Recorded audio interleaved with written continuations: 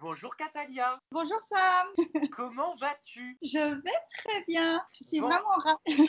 moi aussi, je suis ravie. Donc pour tous ceux qui ne te connaissent pas encore, Katalia, tu es la bookeuse officielle de cette nouvelle saison des Marseillais Asian Tour. On va parler des Marseillais, on va parler de ton rôle. J'ai plein de questions pour toi et je sais que ça intéresse ma communauté. Juste avant, j'aimerais que tu puisses te présenter, nous dire qui tu es, d'où tu viens, les études que tu as faites. D'accord, très bien. Je vais essayer de faire pas trop académique. Moi, je suis franco-thaï. J'ai habité une bonne partie en France durant le primaire. Après, je suis repartie vivre en Thaïlande. Malheureusement, ma famille et moi, nous sommes dans l'hôtellerie, dans l'hôtelier. Et nous avons été touchés par le tsunami en 2004.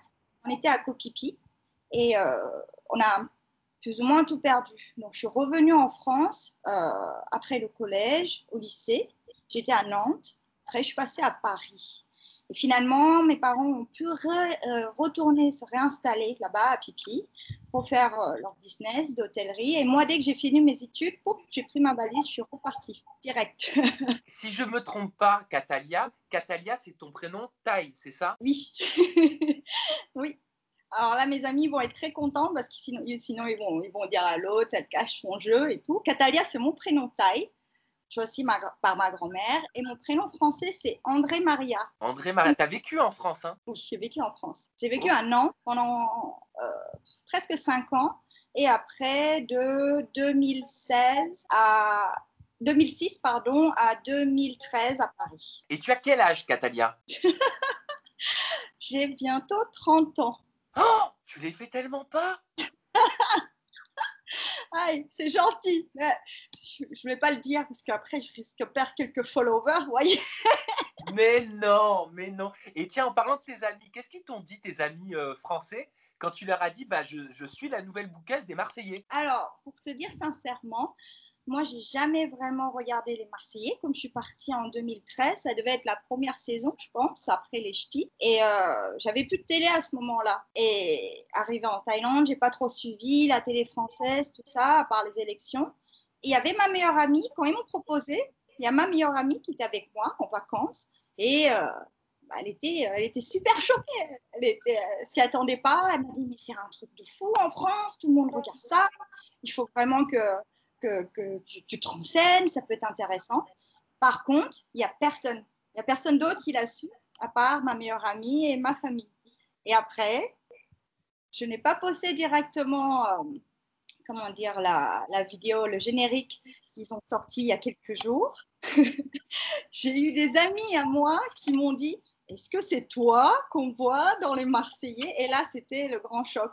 Dès le lendemain, j'ai eu quasiment tous mes amis d'enfance avec qui j'étais à l'école à Nantes et à Paris qui m'ont écrit en me disant, c'est un truc de fou, on t'a perdu de vue et là, tu réapparais mais dans les Marseillais. Donc, c'était assez fou. Et comment ça s'est passé? Comment est-ce que tu as été démarchée? Alors, moi en Thaïlande, je travaille une partie du temps avec mes parents dans leur hôtel et j'ai une petite marque en ligne. Et pendant mon temps libre, je fais des shootings. Je fais des shootings modèles, lifestyle. Il m'arrive de faire des TV commerciales.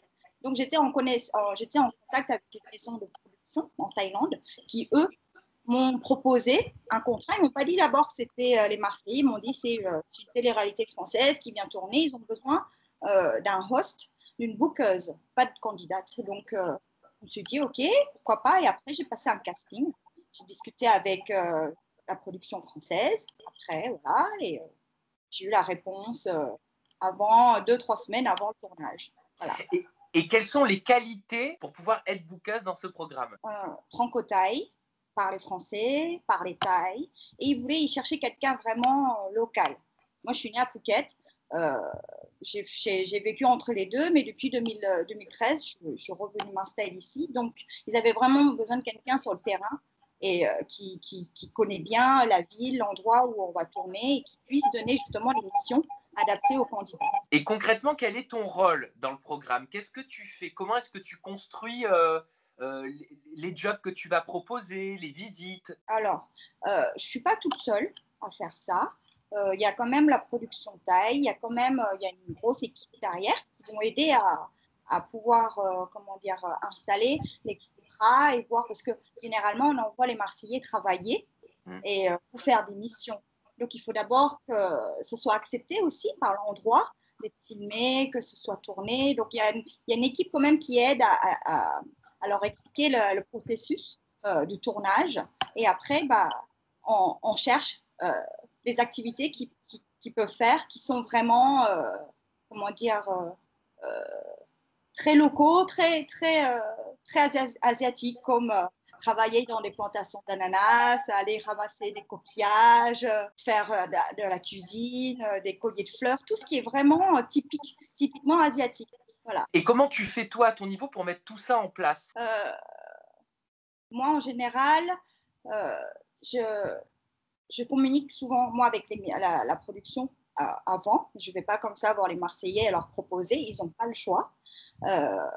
On trouve les activités à faire et aussi les activités sont vachement liées par rapport à comment on appelle ça, au climat. Donc, on essaye de voir par semaine ce qu'on peut mettre en place. On a souvent des marques, par exemple, on a besoin des Marseillais qui sont très beaux pour faire des shootings. Et ensuite, il faut qu'on voit si on peut faire les shootings sur la plage ou dans les endroits par rapport au temps. Et après, si ce n'est pas adapté, on trouve des activités qui sont à l'intérieur, comme la cuisine, les services, tout ça.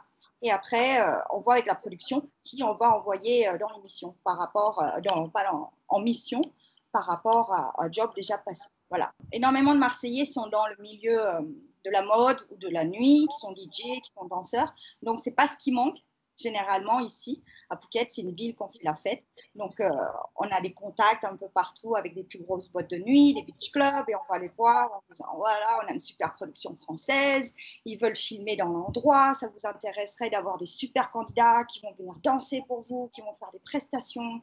Voilà. Donc, en général, c'est donnant-donnant des deux côtés. On a des fois des refus, mais en général, ça se passe bien. Et après, en dernier, les candidats. On ne demande pas leur choix, on les envoie.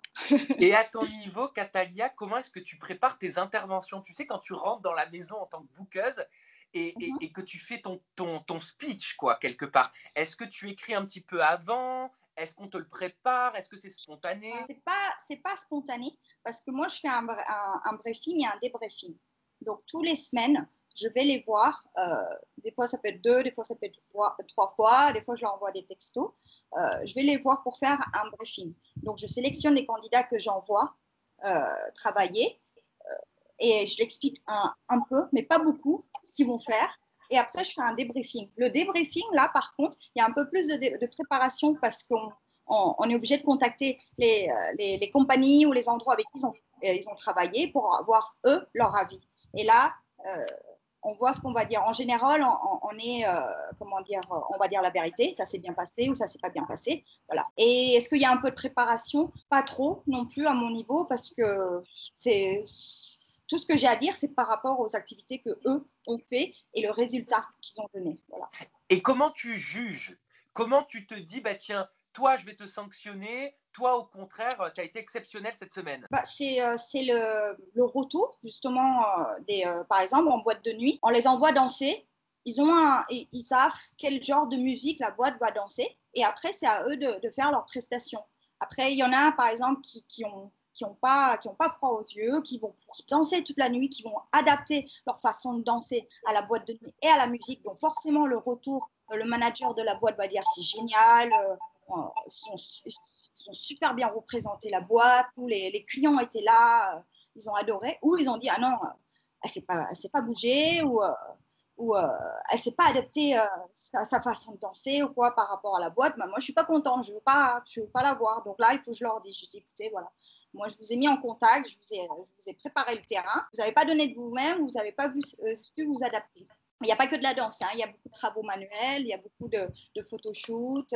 Ils vont aussi dans d'autres pays. Là, c'est un peu plus dur parce que moi, je suis basée à Phuket. Et là, on a comment on appelle ça, on a une équipe sur place dans le tour en Asie, donc qui visite 4 pays d'Asie. Et sur place, ils prévoient aussi des activités qui correspondent au lieu, quoi. Tu l'as, toi, ce pouvoir de virer un Marseillais s'il n'a pas été efficace? Comment dire? Moi, franchement, la production m'a dit n'hésite pas. Si t'es pas content, t'es obligé de leur dire. Est-ce que j'ai le pouvoir? Je ne sais pas, parce qu'il y a énormément d'applications, il y a énormément d'enjeux. Je ne dirais pas jusqu'à avoir le pouvoir direct de les virer comme ça. Mais par contre, ceux qui sont pas sérieux, alors là, on en parle sérieusement avec la production et la question se pose, c'est sûr. Et comment ça se passe? Est-ce que toi, tu as un contrat, tu es rémunérée comme une candidate de télé-réalité ou alors ça n'a rien à voir? Moi, j'ai un contrat par rapport au nombre d'interventions. On signe à l'avance le nombre d'interventions que je vais avoir, plus ou moins, par rapport à l'expérience qu'ils ont eue avant, dans les, il me semble, 7 ou 8 saisons avant. Ils savent un peu combien de fois la bouqueuse intervient pendant l'émission. Après, on a eu des urgences pendant cette émission, pendant cette série. Vous allez voir, c'est assez impressionnant. Des fois, ça n'a rien à voir avec mon travail, mais c'est des soucis entre eux. Donc là, il faut que j'intervienne absolument. Mais oui, moi, j'ai un contrat de base par rapport au nombre d'interventions. C'est en fonction du nombre de fois où tu viens dans la villa, où tu viens leur proposer des jobs, où tu fais des interventions, c'est ça? Voilà. Ouais. Et ça va, t'es satisfaite? Est-ce que je suis satisfaite? Oui. On en parlera après de mon régime alimentaire. Mais je n'ai pas souvent mangé là-bas. Je n'ai pas pu souvent manger là-bas. Pourquoi? Sur place, mais en général, oui. Comment dire, on négocie à l'avance. Après, j'ai la production taille qui m'ont aidé aussi à négocier. Par exemple, le déplacement, comment on fait pour le maquillage, tout ça. Et en général, je me prépare tout moi-même. Mais est-ce que je suis satisfaite? Moi, j'habite quand même dans un pays en développement qui est Thaïlande. Donc, c'est très bien payé quand même par rapport à ici. C'était ce que tu avais demandé. C'est possible d'avoir une fourchette pour avoir une idée, parce que je sais que ça intéresse. Je ne sais pas combien elle a été payée par ça, tout ça, mais moi, ouais, au moins pour un mois de tournage, plus de 4 SMIC, 4-5 SMIC, à peu près. Ouais. L'intervention qui n'est pas super long à chaque fois. Je te propose qu'on parle, Catalia, des Marseillais maintenant, que tu nous donnes ton avis, ton recul, ton œil de bouqueuse sur les candidats français. On va commencer par les filles. Maëva Guénam. D'ailleurs, tu as été comparée à Maëva sur les réseaux sociaux en France. Ah ouais? Un petit peu, ouais. Pour moi, c'est un compliment. Maëva, pour moi, ça a été la plus adorable. Alors, c'est vrai que sans la connaître, avoir les saisons passées, elle fait un peu superficielle, mais rien du tout. Elle est super gentille. C'est une fille, elle a un cœur, c'est un ange. Elle a toujours un mot gentil, elle a toujours un mot doux, elle me fait toujours des sourires. D'ailleurs, ça a été très, très difficile pour moi. Il y a des missions où elle n'a pas complètement réussi. Et ça a été très, très difficile pour moi de la punir, plus ou moins, quoi, de l'avertir par rapport à ça, parce que moi, je voyais sa petite tête, elle savait qu'elle avait fait une erreur et elle avait peur de prendre cher. Et moi, c'était impossible pour moi de l'engueuler à fond, parce que, voilà, c'est un amour, Maëva. Carla, vous allez voir qu'on a pu faire un job ensemble. Je leur ai proposé un job pour moi, personnellement, et très gentil. Très terre à terre finalement, très facile. Elle est très pro. Elle a l'habitude de faire tout ça. Et puis, bizarrement, elle est un peu fleur bleue par rapport à l'amour, tout ça. On dirait pas. On a l'impression qu'elle est super, en anglais on dit confident, super sûre d'elle. Et dès qu'il s'agit des histoires d'amour, tout ça, Carla, elle est plus douce, hein. Elle est moins sûre d'elle. Ouais. Tu as pu lui donner des petits conseils un petit peu, je sais pas, peut-être par rapport à Kevin? Non, pas moi. Par contre, vous allez le voir. Pas moi personnellement, mais ils ont eu besoin de conseils, effectivement. Oui, je sais que la famille des Marseillais va lui poser un ultimatum. Ouais. Vous allez voir ça. Jessica Thivenin. Alors, Jessica, on voit que c'est la douanière. Elle est super sérieuse.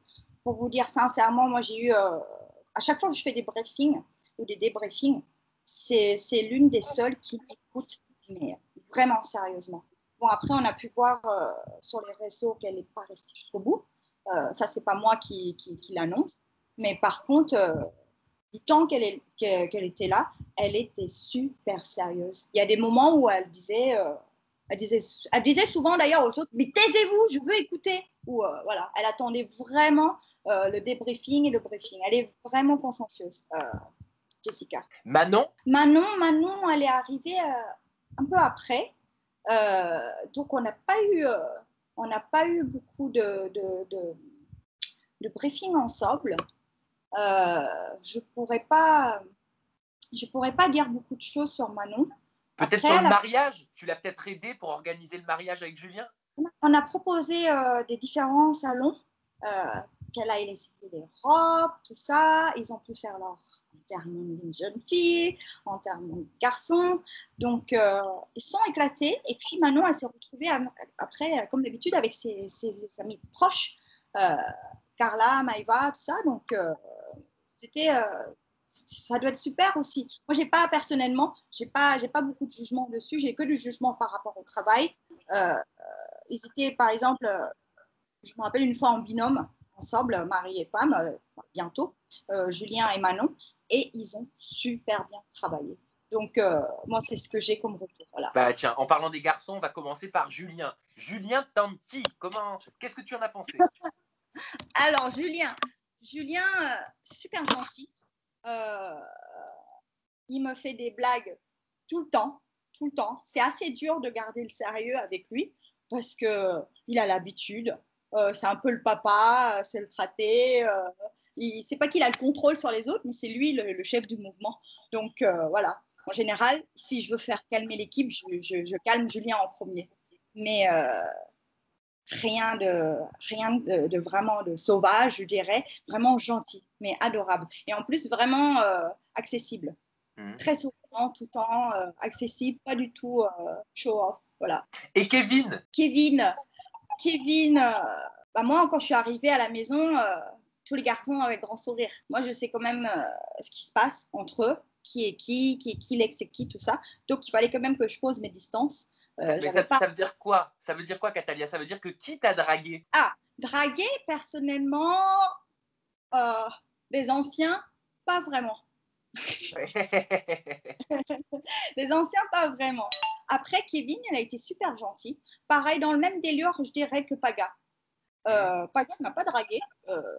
Paga, il est là, c'est un personnage. Il est super drôle, il fait la fête, c'est un vrai DJ. Voilà.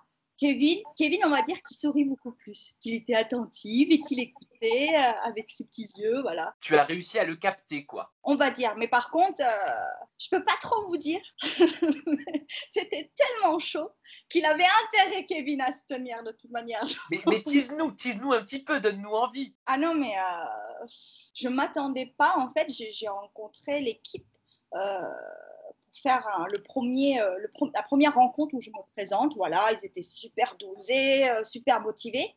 Et bam, dans les 2 jours qui ont suivi, c'était intense, direct. Donc, je ne peux pas dire plus, je suis obligée d'utiliser ces mots-là, mais c'était un truc de fou.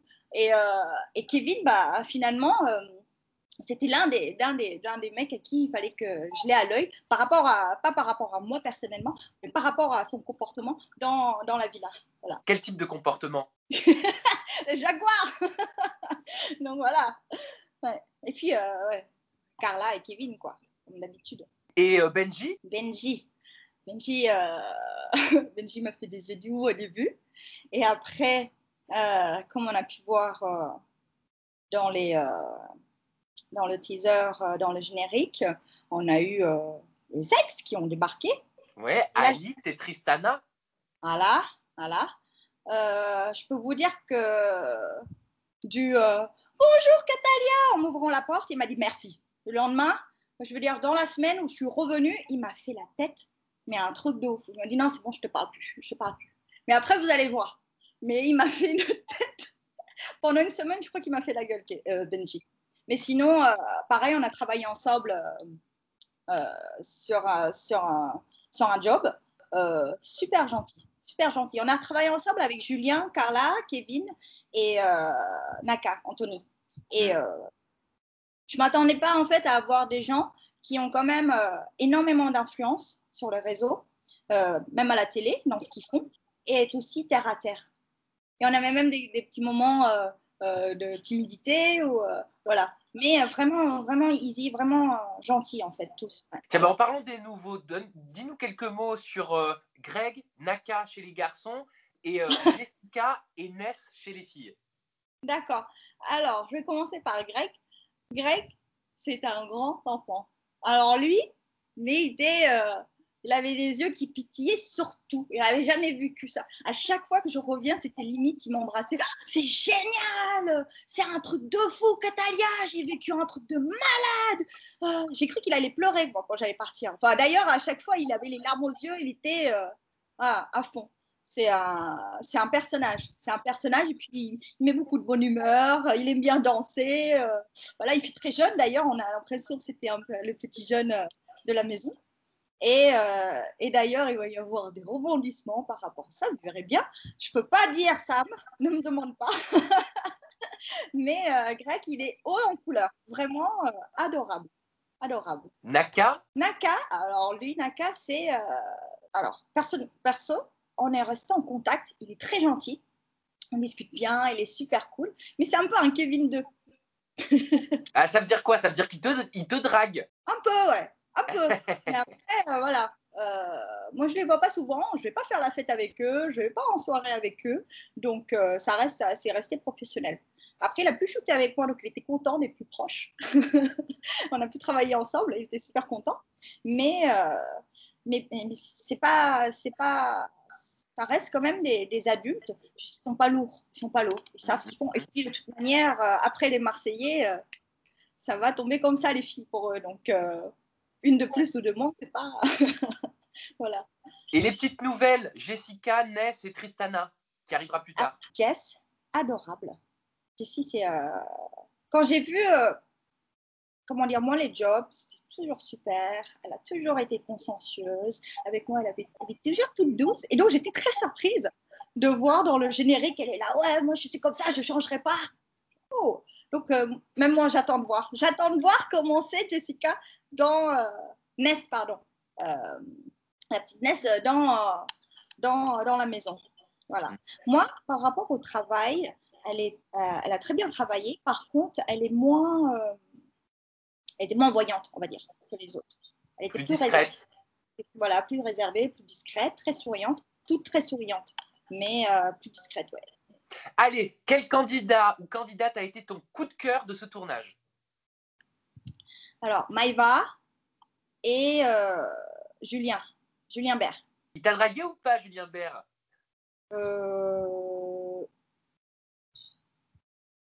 Est-ce qu'il m'a dragué? Non, par contre, c'est un blagueur. Donc, est-ce que qu'on considère ça comme la drague? Non, je ne pense pas.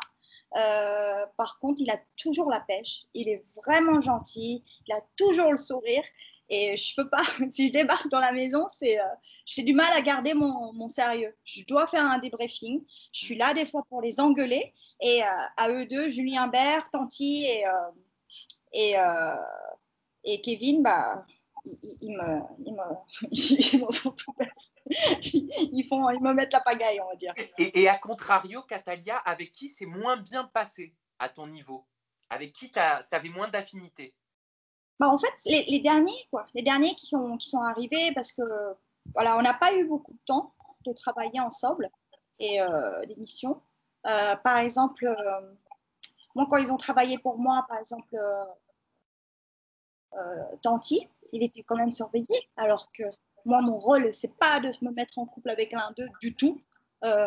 Au contraire, j'ai quelqu'un dans ma vie, donc je vais très bien. Et en fait, j'avais peur en fait un peu de Manon, qu'elle le prenne mal par rapport à ce job qu'on a fait.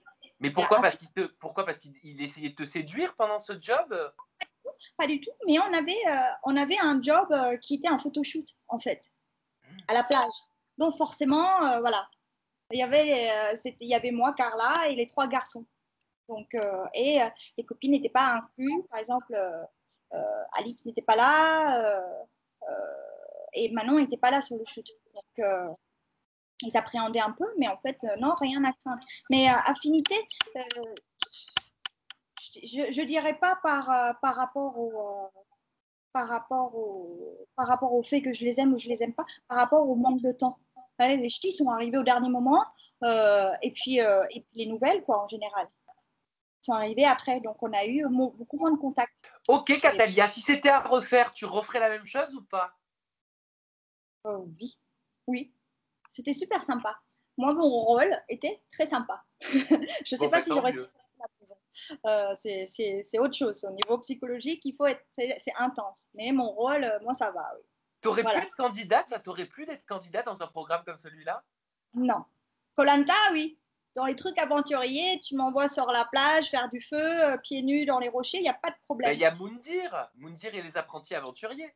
Peut-être, peut-être ça, oui. Là, je serais même en tête. Moi, je suis très sportif et j'adore ce genre de choses, donc ça, je pourrais faire. Mais déjà, aller dans ce genre dans les Marseillais, il vaut mieux être célibataire. Il vaut mieux être ouvert, il faut mieux être séducteur. Moi, non. Puis j'ai 30 ans. Et alors, il y en a plein, les Marseillais qui ont 30 ans, tu sais. Hein. Il n'y en a pas beaucoup dans la nouvelle saison. Ouais, mais il y en a quand même, hein, les pionniers. Hein. Ils les ont, les 30 ans, ou alors ils s'y rapprochent. Tout à l'heure, tu parlais de ton alimentation. Au début de l'ITV, tu disais, j'ai pas beaucoup mangé pendant le tournage. Pourquoi? Parce que, alors, détrompez-vous, il y avait l'équipe de la production, tout ça. Les Marseillais, ils ont leur repas à part dans leur villa. La production, nous, on a un buffet. Et en général, je viens 2-3 fois par semaine et parfois, je ne sais pas, les jours changent d'un jour à l'autre. Et je n'ai pas le temps de prévenir la cuisinière de me préparer quelque chose parce que moi, je suis végane. Et tout est à base d'œufs ou de sauce de poisson, du Ngoc Nam, encore en Thaïlande, d'un plat, ou des œufs, et voilà quoi. Donc, en général, j'ai pas énormément. Soit j'avais des nouilles, juste des nouilles, ou quelques salades ou des fruits. Est-ce que tu peux expliquer ce que c'est vegan pour tous ceux qui ne connaissent pas? Alors, quand on est vegan, c'est un mode de vie en fait. On respecte la nature, l'environnement, les animaux. Donc, on n'en consomme pas. En fait, notre corps aussi.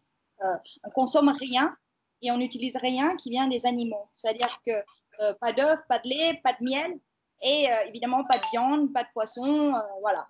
Et pas de cuir, pas de fourrure. Donc voilà. En Thaïlande, c'est assez simple de ne pas porter de fourrure ou de cuir. C'est vrai qu'en Europe, c'est plus dur. Et puis, pareil dans l'alimentation, je pense que c'est un peu plus simple en Asie, parce que c'est très, très facile de trouver des fruits, des légumes, légumineuses, tout ça. Mais voilà ce qui consiste. Il n'y a pas de miel, donc on trouve des alternatives. Et tu vas bien, tu n'as pas de carence, on est d'accord que tout ça, ce sont des idées reçues. Oui, tout à fait. À part que je dors que 5-6 heures par jour, j'ai besoin de très peu de sommeil. Moi, je fais du sport tous les jours. Je ne dirais pas des heures entières, je fais une demi-heure, 3/4 d'heure de sport tous les jours. Ça fait 3 ans que je suis végane. Il y a des moments où je prends du poids. Parce qu'il y a végane, bonne santé et végane mauvaise. C'est-à-dire que si tu manges des frites et du coca chez toi, tu es végane quand même. Voilà. Enfin, des frites. Oui, des frites. Des chips, des fois, il y a de lait en poudre. Mais des frites, c'est vegan. C'est à toi de surveiller. Mais dans l'ensemble, je me sens vraiment mieux. Tous les jours. Ouais. Eh ben, merci, Catalia. Merci pour tes confidences 2.0 et digitales. Est-ce que tu peux communiquer à ma communauté quels sont tes réseaux sociaux? Où est-ce qu'ils peuvent te retrouver? Alors, moi, je n'ai pas de Snapchat et je n'ai pas de Facebook personnel, c'est que pour mon entreprise. Donc, on me retrouve que sur Instagram. Et c'est quoi ton compte Insta? Catalia Razami, avec un S. Voilà. Super. Et en général, c'est mon portfolio pour les shootings. Donc, peut-être que vous allez dire, oh là là, elle est super superficielle, tout ça. Non, je mets dans les stories, je mets ma vie de tous les jours, les endroits où je vais, les plages que je fais, ce que je mange. Par contre, c'est vrai que sur les photos, c'est comme mon portfolio pour travailler. Donc, c'est plus des photos de shooting. Mais voilà, je suis terre à terre et je vis quasiment tous les jours sans chaussures. Ah, et Donc, bah dis donc. Et bah écoute, moi en tout cas, j'ai été super content d'apprendre à mieux te connaître, savoir qui tu es. merci, Tu es Sam. super pétillante, souriante et on va se faire un plaisir de te suivre dans les Marseillais Asian Tour. Vous avez la barre de commentaires à la maison pour nous dire ce que vous avez pensé de cette interview 2.0 et digitale. Et on se retrouve bientôt, toujours en WebSam, avec des confidences digitales. À bientôt, bye bye. Merci, Sam. Ciao.